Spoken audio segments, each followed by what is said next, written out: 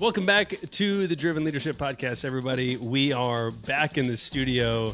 To you, it's just been another week. To us, it's been a slight hiatus. We've had bold trainings. We've had family emergencies. We've had hurricanes. We've had a lot going on. So we're back. We're excited with a really interesting topic. We were just talking before we got started that I haven't really explored this topic a lot. I know Austin knows a bit about it. Mary, you put this topic on the idea board for the podcast.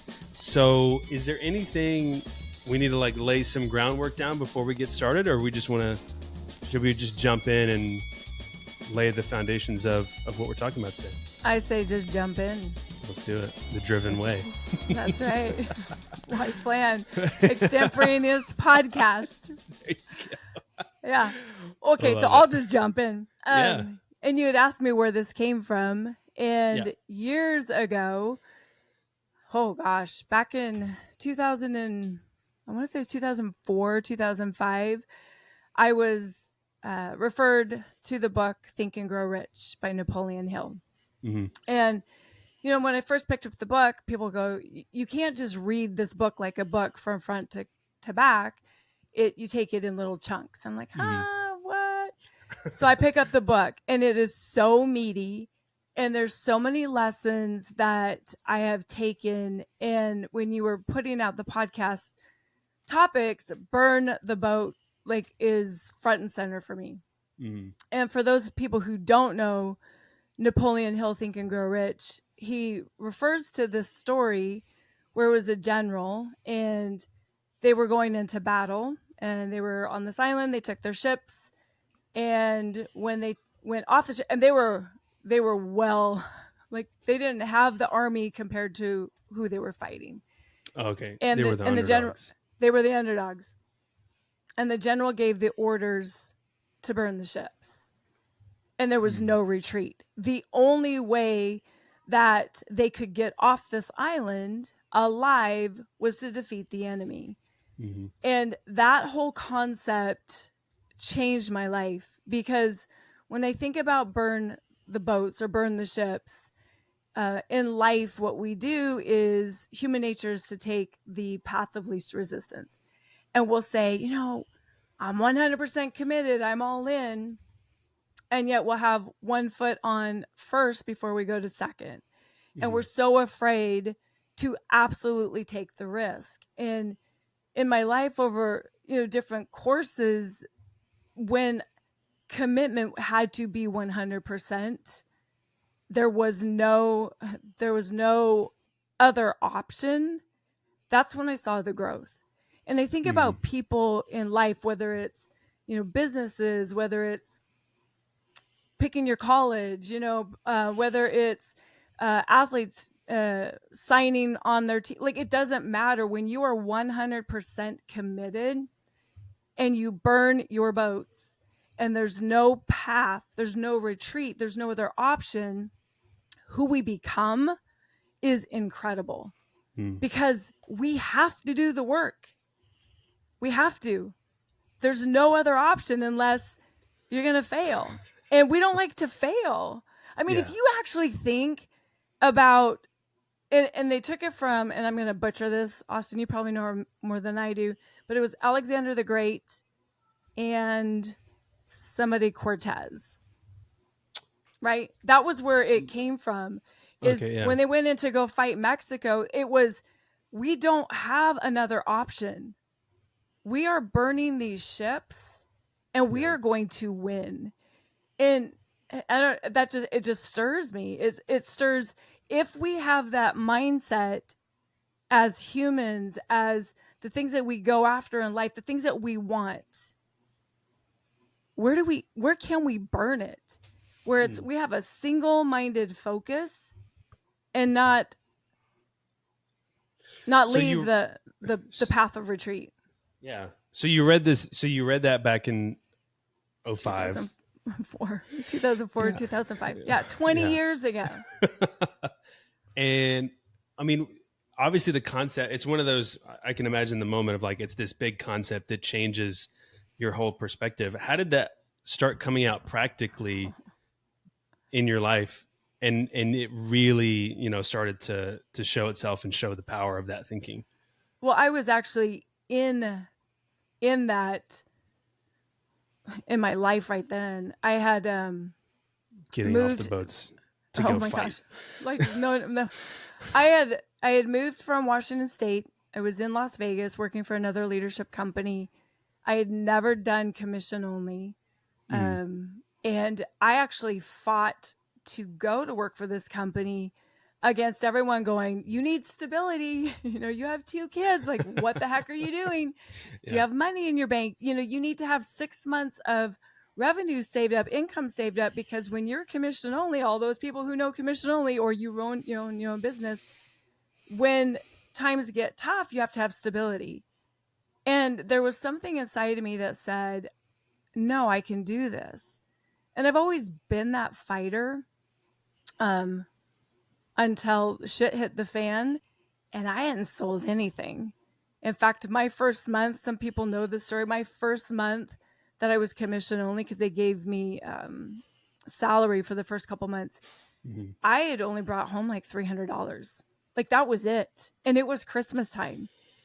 And when I read that book, everything within me was, I made this commitment. What do I believe? And I think about human nature is, it's our why, it's our vision, it's our dream.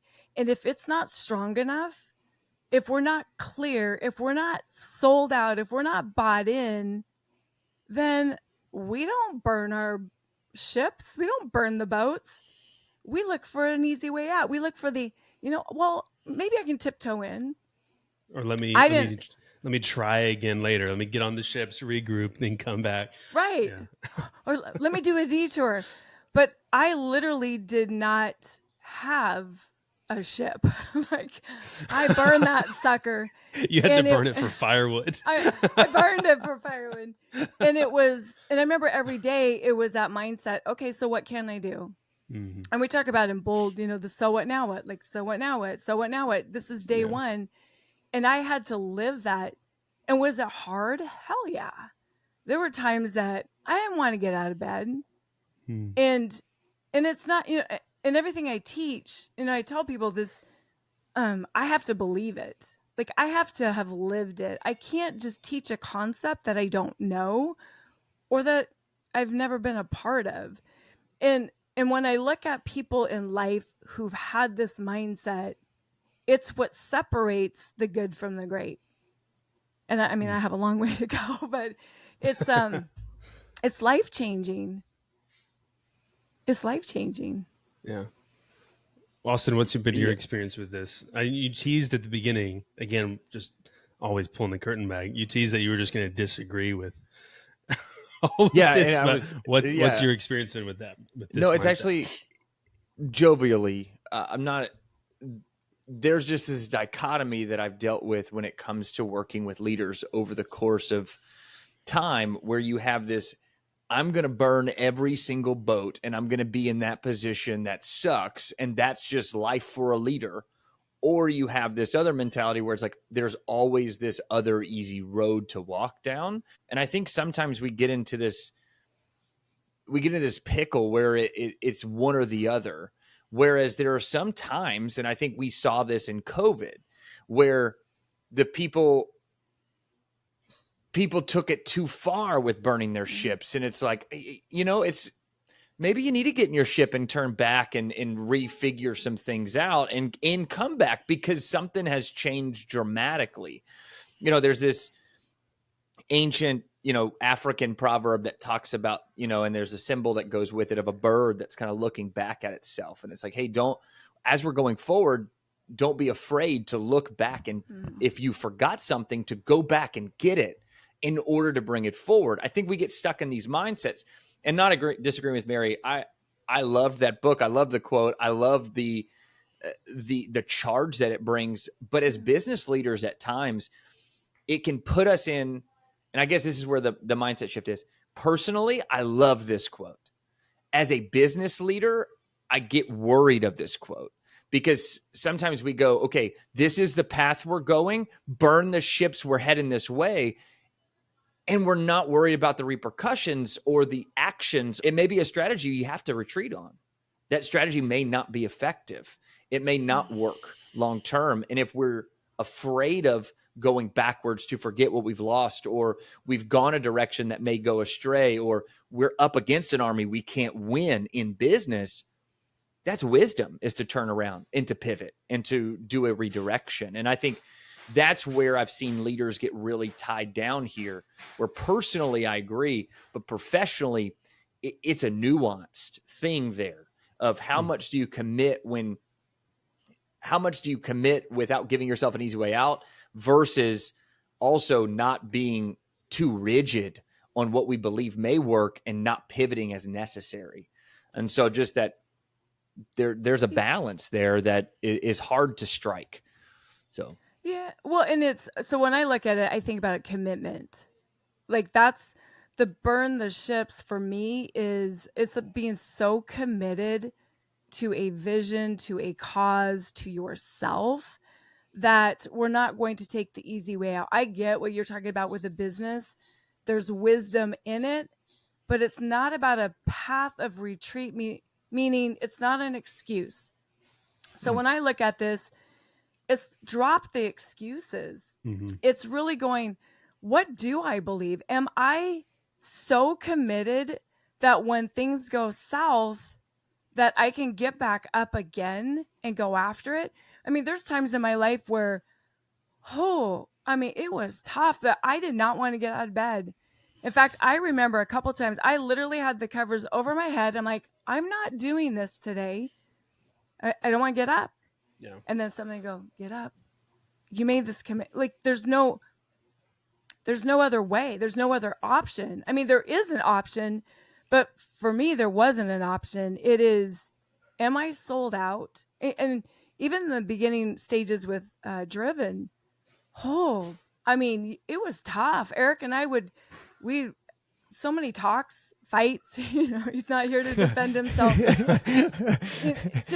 Did we really 100% believe in this?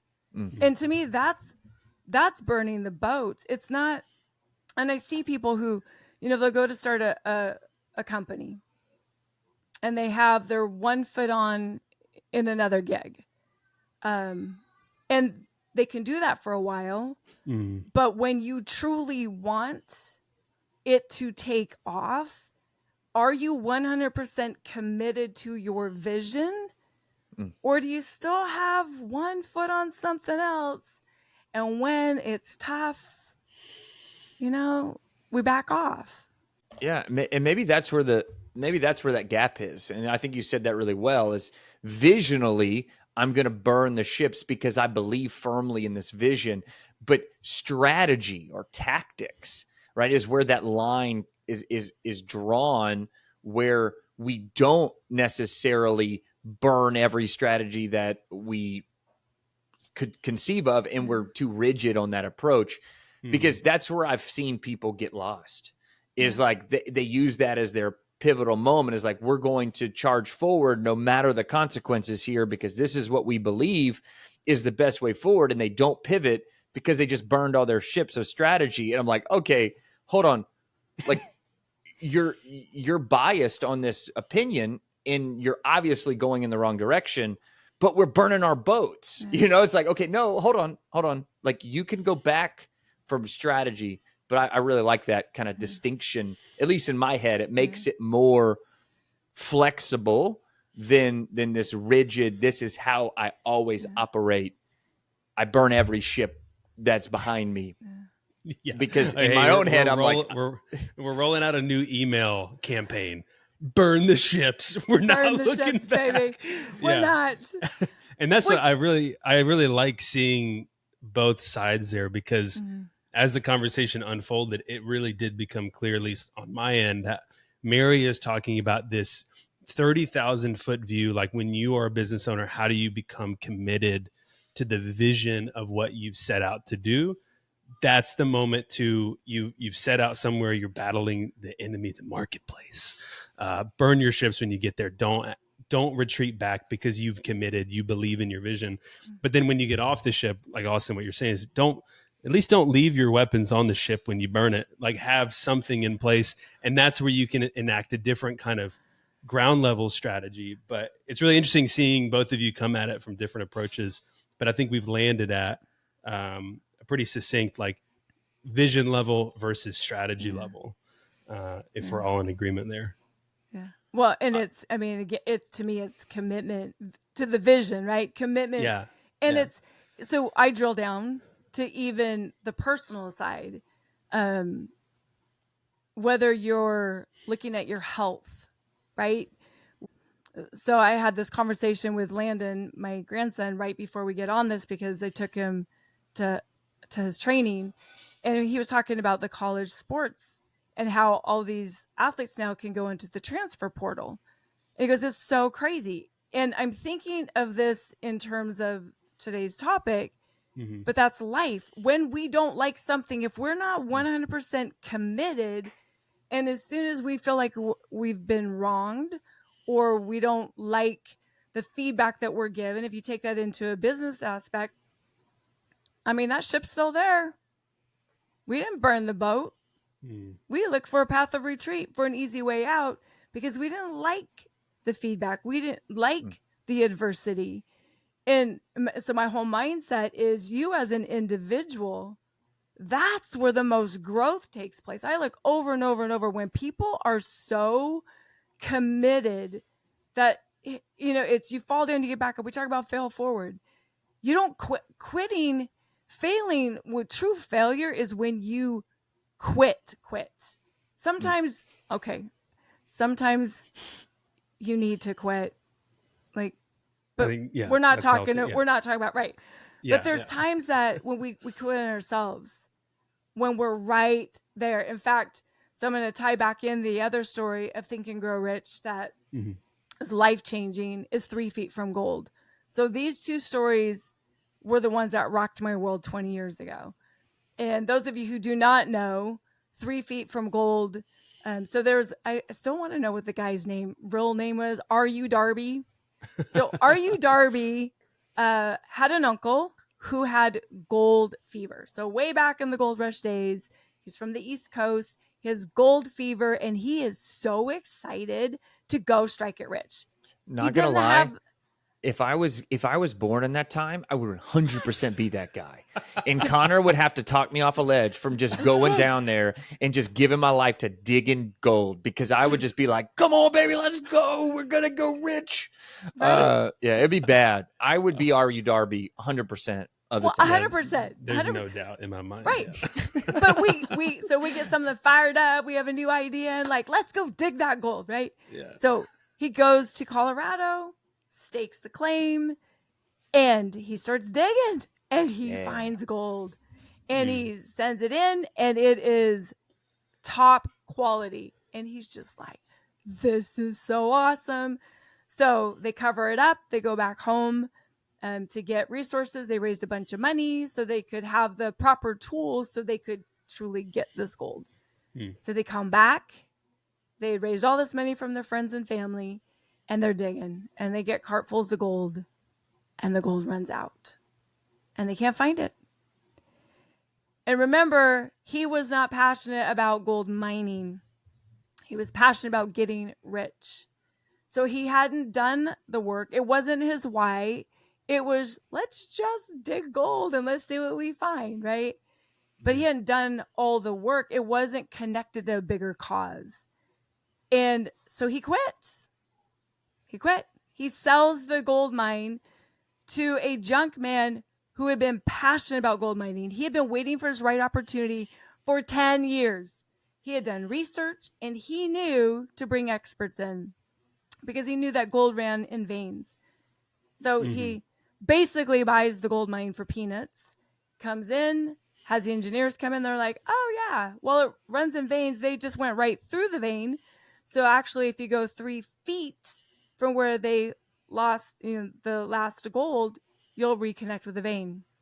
And they connected 3 feet from where the Darbys quit, the wealthiest gold vein in history. Like, wow. Could you imagine stopping 3 feet from your success?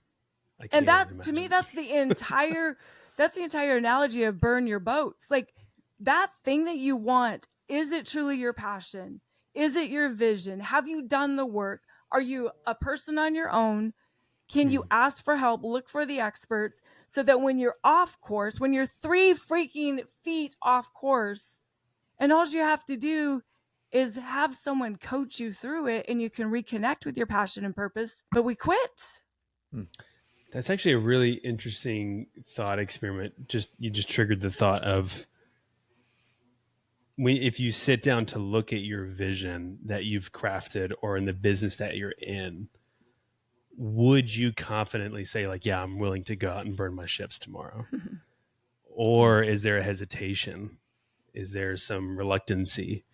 And what would you say to people who find themselves in those positions? You have to know your why. Like, I believe that 100%. Why does this matter? Why do you get up every day to do what you do? Because if that why isn't important, then nothing changes if nothing changes. And we'll go right back into the old patterns. So people need security. In fact, Helen Keller has a quote, and I'm going to butcher it, but it starts off with something like, security is superstitious, right? There's nothing about security. It's, we think that we are going to have stability. We want security, but life is either a daring adventure or nothing. Like, we're not promised anything. And it's when you look at people who truly made shit happen, that they made their lives happen, that they went after those things that people said they couldn't do it, they did something different. That when it was tough, they kept it in front of them. They had people that came alongside of them. They had coaches. They had, systems in place. There was accountability, because it's not easy. And so I would say, know what you want and why you want it. Surround yourself with people who are in your corner, who are willing to help you, to be that cheerleader, to be that champion, to give you the feedback when it's hard. Because when it's easy, it's easy. Everyone would do it if it was easy. I mean, that's that cliche, but it's so true. Yeah. So there has to come a time in life that when you go, okay, I'm 100%, you have to jump. You do the work, but yeah, you have to jump.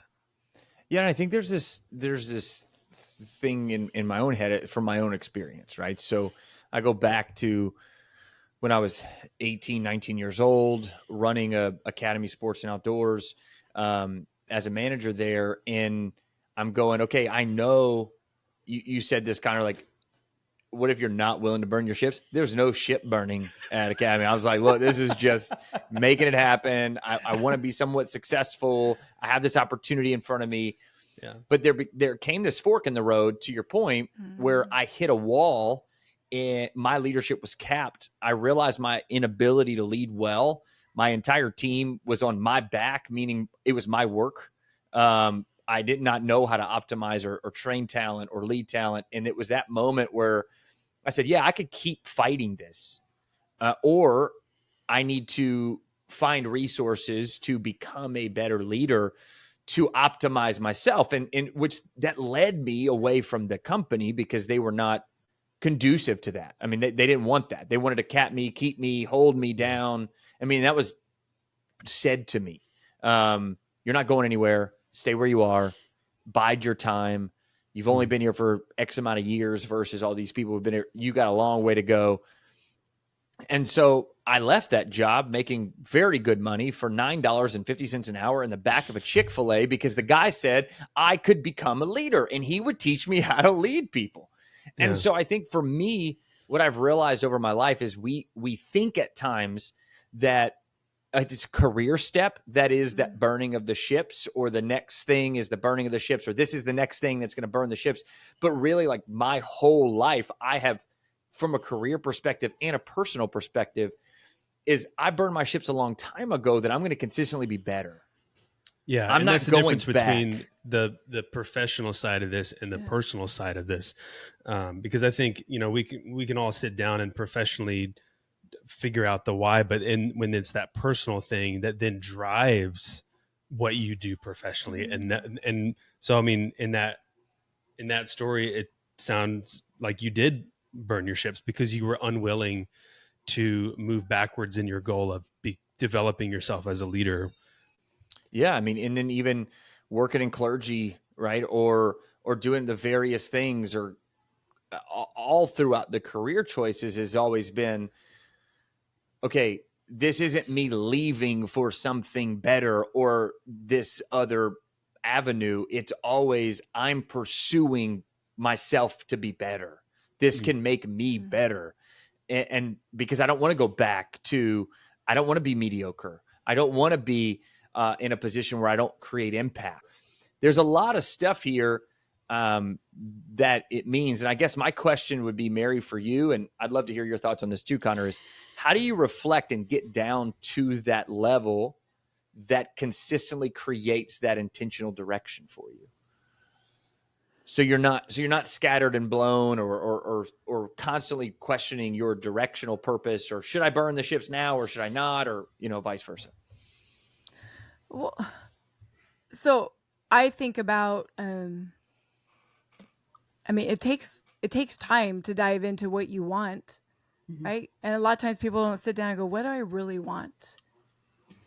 We live life just here and now when we plan our vacation, but to really think, what's that impact? What's the difference? What do I want? And I mean, y'all know me. I was such a deep thinker at such a young age. And I remember having conversations and things inside would just stir. So you have to do some of that work first. Who are you? Like, what do you want? Where do you want to go? And a lot of times people are so unhappy and there's something inside and they complain and they make excuses. And usually it's because they're not in a place that fills them up.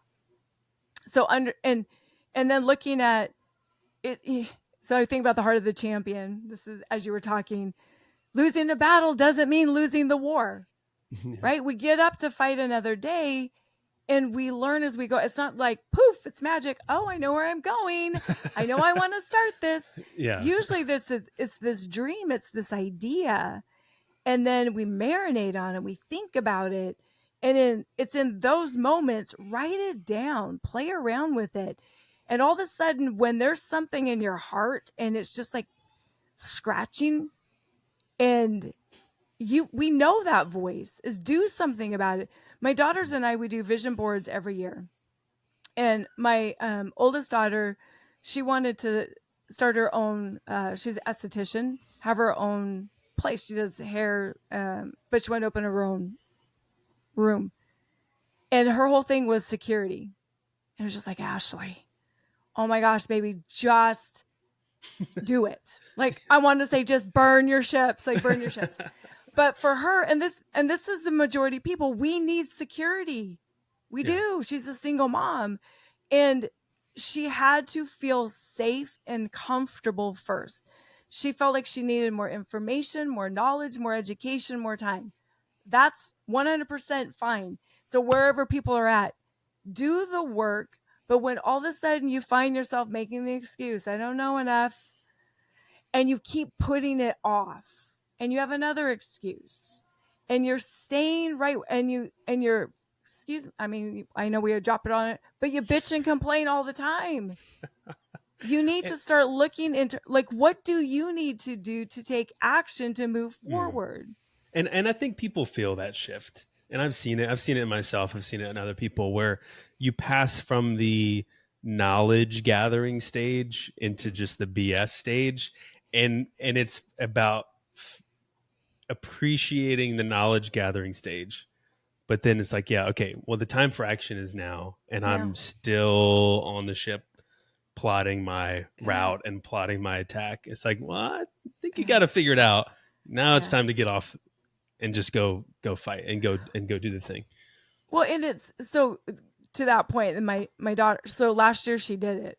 She gave her notice at the place that she was working at. Oh, That like And gets I my was heart rate going because that's so it's so scary, but it's exciting, it and it's like it is. yeah, And she's so busy. But at the same time, we have to give people grace. Like yeah. there's certain people who are wired. Let's just burn the ship. Let's take the hill. You know, we're not quite like I know that. They're charging off the ship with no plan, and you gotta Right. reel them back. It's like, I wait, know. we gotta talk for a Connor, second. Connor, you're not supposed to look at me when you say things, okay? No, like I you're not do supposed that to look. too. You're not supposed to call me out like that, man.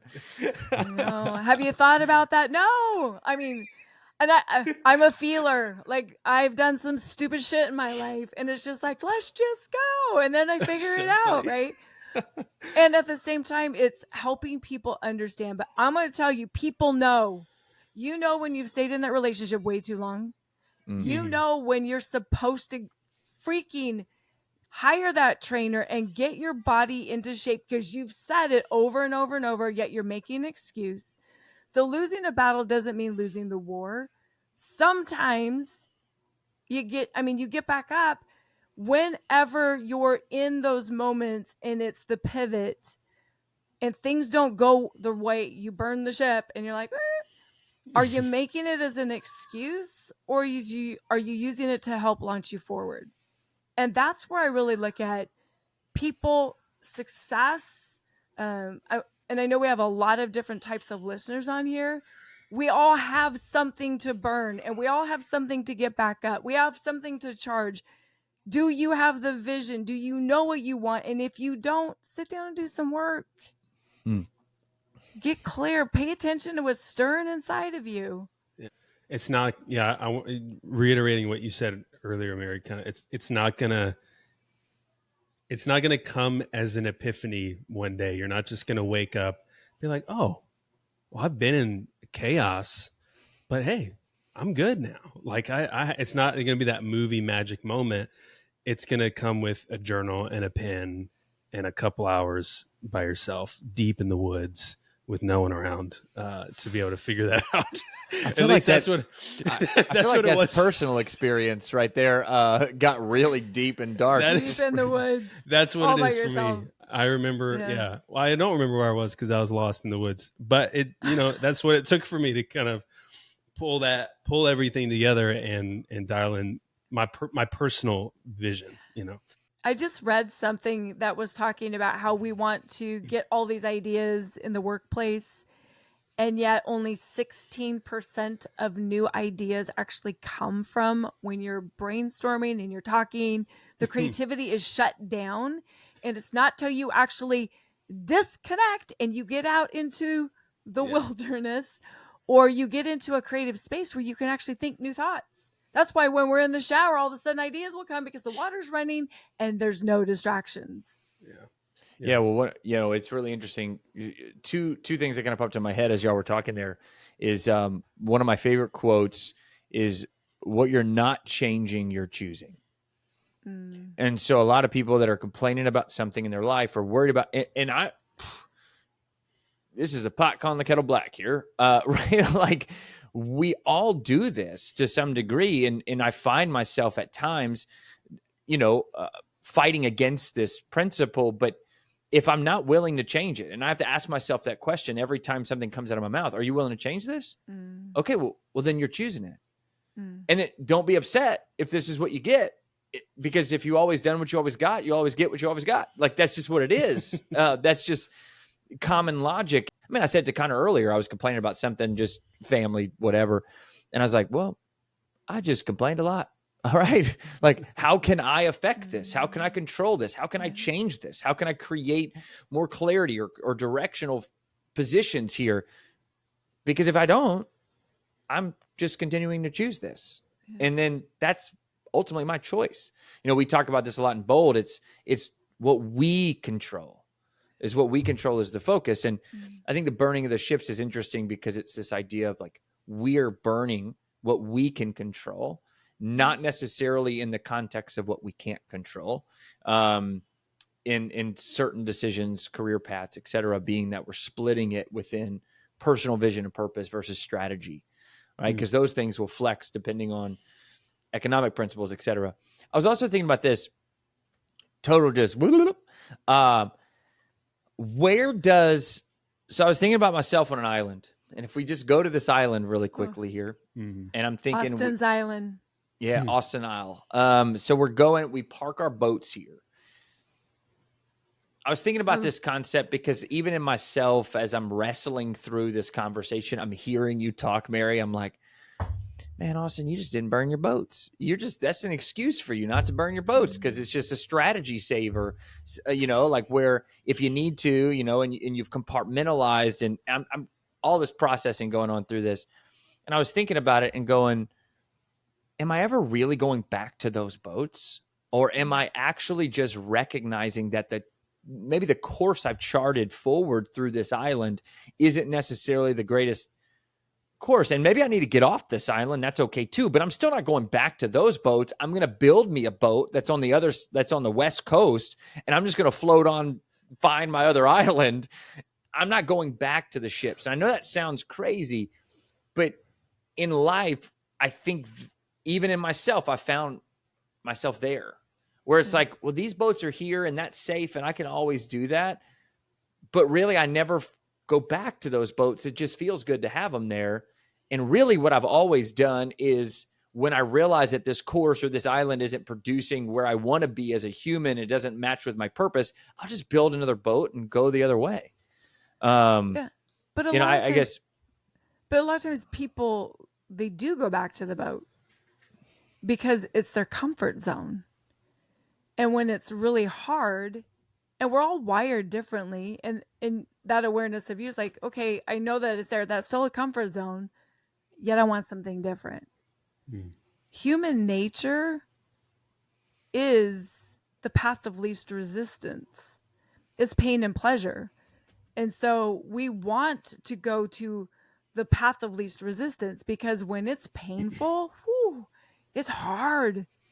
It's hard. And when I think about if people are thinking, what boat have they burnt it? Catch yourself and ask yourself, do I keep going back to the same thing? And ask myself, why am I here? It's the same pattern. It's the same habit because you haven't changed it. And burning the boat, it is a commit. It's like a 100 sold out. It's a different level of a commitment. There's no retreat. I might fall down, but okay, maybe I build a different boat, but I'm going to get to the other side and I'm moving forward. Yeah, I'm still moving forward. I'm just building a different boat. I'd like to propose a final thought here, and then we can all share our final thoughts as we wrap up because, man, these things fly by. We're already at 45 minutes. Jeez. I think, Austin, what you're wrestling through and what I've just realized is that burning the boats comes off as a innately chaotic thing to do. The visual is that you have people running off, going to war, throwing the torch behind them, and it's just like, let's go, hoo-yah, no looking back. But I think the key here and the tie-in for me as I think about the gold mining story, which we haven't come back to a lot, is intentionality. Because the guy, was his name Darby? Are you Darby's uncle? Are you Darby's uncle? He was so hell-bent on finding gold, getting rich, that there was no time in his schedule to stop and be intentional about where he was digging, how he was digging. Like you said, the engineers came through and they understood how to be intentional, how to learn about where the gold grew. So I think when the thread between burning your ships and slowing down, being 3 feet from gold, is you have to be intentional about when and how you burn your ships. Let there be a reverence there and be intentional about the way forward.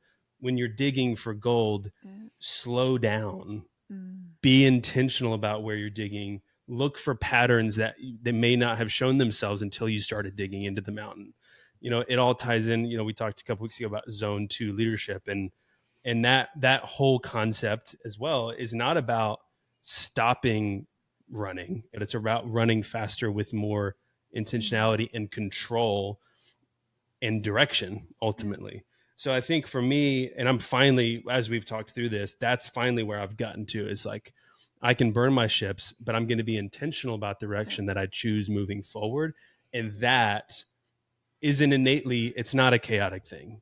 It's actually, it actually gives me a sense of peace, weirdly enough, when I think about that and how it's manifested in my life up until this point. Where it's like, oh, those moments where I chose to burn the ships, when I left New York and I made the decision to choose my family over a career, there was peace there because I was in very intentionally choosing the right thing, even no matter how hard and difficult it was to make that. So I think all this for me, yeah, comes down to Well, intentionality. and I'll wrap up the story of 3 Feet from Gold, because Oh, that's, so R.U. Darby. a little piece at the Yeah, end. I know, I love this. So R.U. Darby took that lesson, and he realized that what he was really passionate about was life insurance. And he did. And so he actually, he took the whole concept, like insurance. If you go look at, if you reread 3 Feet from Gold, I know. But he did. His whole thing was, I am so passionate about helping people with their life. So it became like insurance and different things. And his whole thing was, I will never stop 3 Feet from Gold again. But he knew what he wanted. He was intentional. And when it got hard, he went back to his purpose. And you surround yourself with people who will help you. Mm-hmm. And who connect with that vision. And yeah, you do. And so people will burn their ships. And I've done some crazy burning of ships when I had no business burning ships. I'm like, because, it's just the fired up. I'm not like Austin, like, oh, it's chaos. I'm like, let's flicking embrace a match chaos. behind you. Let's go. So my whole thing as I've aged is that being very, very clear, because it's not just me. It impacts other people. Yeah. So and that's the important thing for like the leaders listening. And we've talked about this so many times now. When there's a team involved, when you have people behind you, intentionality becomes of utmost importance because to Mary's point, we have, more than Mary and Eric at Driven now. It'd be kind of tough if Mary just got off the ship tomorrow and burned it. We're all still on there like, wait a minute, what's going on? So I think as business leaders, identifying, bringing your team into those strategy sessions in the captain's quarters before you leave and burn the ships is kind of a key takeaway there. Yeah, and then I think being so committed as the team to the goals, the strategy, that we're not retreating. We said we were going to do this, and it's not the next bright, shiny object that we, get pulled off on again. It's like, no, we are committed. So you tie that back into the commitment piece. Yeah. This is who we are. This is what we're going to do. Man, I love just ripping into a good metaphor, a good parable. I can go for days. Austin, you have any last thoughts here with burning your ships and digging for gold and ultimately selling life insurance? So R.U. Darby is the founder of Liberty Mutual Health Insurance. Is he really? No, but that'd be amazing if it was. That's what I was thinking the whole time, that emu, because it's been like the stupid emu commercial that I get every time I watch my Hulu, because I'm not ad free. And I was just thinking about it. I was like, how do you go burn from your ships on that one? Yeah. There's no commitment. Yeah. Oh my God. Commit to Hulu. That's what I got out of today. No, I think over and over again, the quote from Andy Stanley just kind of keeps coming back to me, which is, intentionality without direction, you'll never reach your destination. And this concept that every one of our life decisions is not this, jump on a lily pad through this grave lake that we call life, but it's every decision we're making is interconnected and is leading in a direction. Every spend on the credit card we're making is either toward our financial debt or our financial freedom. And, not to use Dave Ramsey language there, or the same thing with our marriage. Every good decision we make or poor decision to communicate, we're either walking through a valley or we're on a mountaintop with our spouses or relationships or whatever. And so I just think, to your point, Connor, intentionality, direction, destination, the the relationship between those three things is so much more nuanced than oftentimes we allow ourselves to think. And we either stay in 1, 2, or 3 camps. And it sounds like even us three on the call are living in a different camp. It's like you either think intention first, and it's like, man, I'm committed. Let's go. We're going to burn. We're lighting them on match. It's like mine's like directional. I get very worried, and I'm like, are we going the right way? Are we doing the right thing? And it feels chaotic to burn the ships of intention, but it's like, and I'm like, jump, the net will appear. Yeah. But then Mary's like, I already started a fire below deck. We have to get off now. We have to. I just lit that fire. Let's go.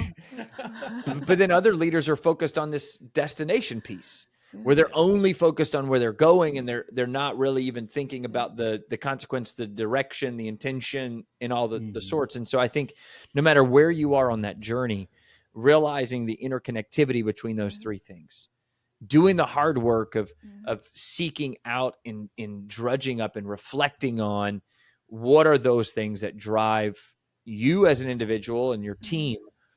But also, I think just the importance of communicating in this as well. I think the last thought you said this, Connor, if you don't tell your team, or I'm thinking about the soldiers on that island, if as the leader of the ship, I just ran out, was like, yeah, let's go back to war. And they just see that the ship's on fire behind. Immediately there's fear, there's worry, there's confusion of like, that was our cargo ship, boss. Like that was our supplies. Like, where are we going to eat? And so I just think importance through all of this is not only really being intentional about yourself, but also bringing other people. Connor, I love that you said, like, bring them into the captain's corner, like bring them in and have crucial conversations with them and invite them into the journey so that when you burn the ships, they're all cheering with you and will march forward with confidence rather than fear. Yep. 100%. Well, so burn your ships. Burn your ship. Don't think about it. Just go out and do it right now. No, that's not what we're talking about. No, joking. That's what I do. Just do it. Well, we appreciate you listening, everybody. Hopefully this has been as insightful for you as it has been for me. I mean, I'm feeling good. And so we want to hear your thoughts about this topic. We know it's like most things in life. This is not a black and white topic. It's not burn your ships or don't. And hopefully we have led you to that. So we want to hear what this looks like for you practically, what your takeaways are for this. You can email us, different email. It is podcast@drivenleadership.com. We want to hear from you guys and hear about any topics that you want to listen to us discuss on the show. So Austin and Mary, thanks for your time. Thanks for chatting through this today. And we'll see everybody in the next episode. Yeah. Light a match.